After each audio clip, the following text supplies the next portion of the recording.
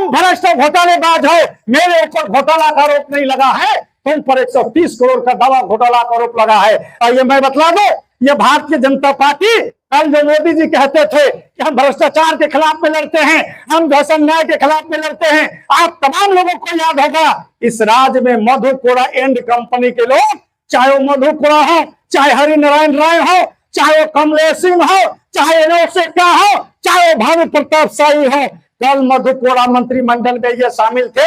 ये सारे लोग घोटालेबाज हैं। ये भारतीय जनता पार्टी में गोता लगाकर उनका वॉशिंग मशीन में साफ होकर आज कह रहे हैं कि हम ईमानदार हैं। ये भारतीय जनता पार्टी के वॉशिंग मशीन में ये भानु प्रताप शाही गोता लगा करके और आकर के कहता है कि ताहिर अंसारी भ्रष्ट है, ताहिर अंसारी 7 करोड़ में बिक गया।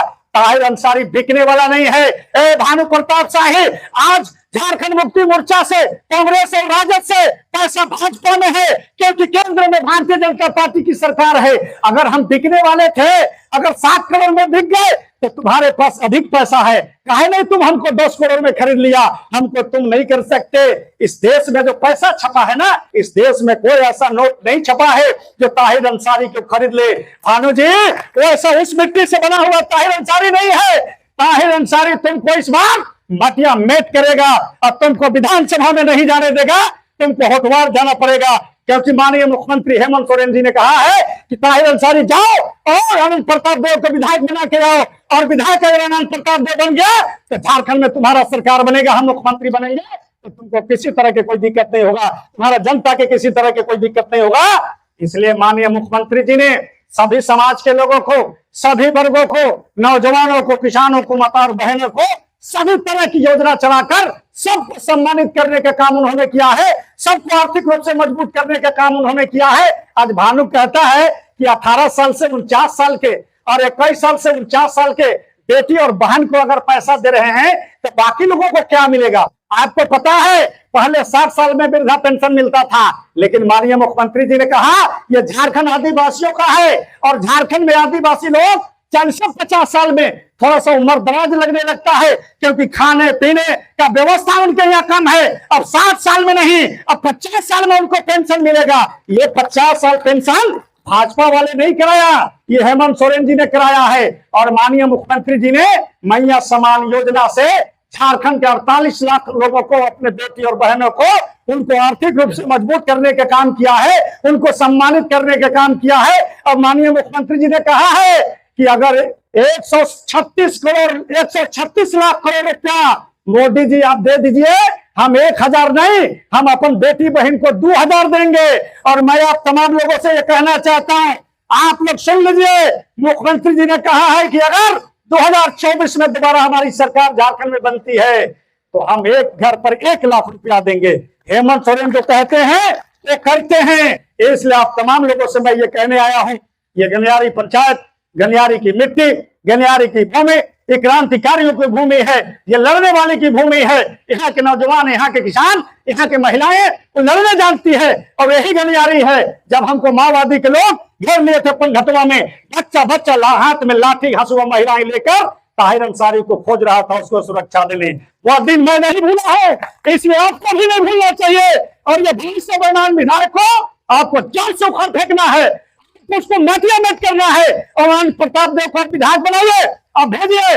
मेरा काम है इनको मंत्री बनाना, कल आप विधायक बनाइए, मंत्री बनाने की जिम्मेवारी माननीय मुख्यमंत्री जी का है, हम फिर भी करेंगे इनके लिए। और क्षेत्र का जो काम होगा, मैं अनंत प्रताप देव जी मिलकर के आपका एक एक व्यक्ति को, क्योंकि एक एक घर को मैं जानता हूं, एक एक परिवार को, लोगों को जानता हूं, कहा जोबिया खान है, कहा गनियारी है, कहा भाट पानी है, कहा पंघटवा है, कहा ताकीदरी है, सारे लोगों को मैं जानता हूं। तमाम घर पर मैं गया हूं, तमाम घर के लोगों के साथ बैठ करके बातें की हूं, वहां के लोगों के साथ खाना खाया हूं, वो आपके साथ सोया हूं, वो दिन भूला नहीं है। इसलिए आपका जो कर्ज है मेरे ऊपर, उस कर्ज को भी मेरा याद है। अगर अनंत प्रताप देव जी विधायक बनेंगे और मुख्यमंत्री हेमंत सोरेन बनेंगे, एक एक परिवार के लिए सोचेंगे, एक एक लोगों के लिए सोचेंगे, चाहे वो शाह परिवार हो, चाहे वो पौवा परिवार हो, चाहे वो खरवार परिवार हो, चाहे वो भूला समाज के लोग हो, दुनिया समाज के लोग हों, जिस भी जाति समाज के लोग हैं, एक एक व्यक्ति को जानते हैं, किसका घर कहाँ है, सब लोगों को जानते हैं। ऐसे आप तमाम लोगों को, तमाम गांव के लोगों को, समाज के लोगों को आप बताइए, उनको समझाइए और उनको बोलिए इस बार आनंद प्रताप देव जी को इतना वोट गनियारी पंचायत की जनता दे ताकि इनको याद रहे कि अगर विकास के लकीर खींचना होगा तो गनियारी पंचायत से शुरू होकर के धोती प्रखंड में विकास का रोशनी जाएगा। ऐसा बूथ और ऐसा पंचायत आप बनाइए ताकि हम लोगों का क्षेत्र आगे बढ़ सके। का तमाम जनता समर्थक ये बता दीजिए भारतीय जनता पार्टी के, अब हिंदू मुसलमान पर नहीं, भारत पाकिस्तान पर नहीं, अब जैसे मंदिर मस्जिद पर नहीं, बल्कि विकास पर, सड़क पर, सिंचाई पर, स्वास्थ्य के बात पर हम जो है वोट करेंगे और उनके साथ रहेंगे।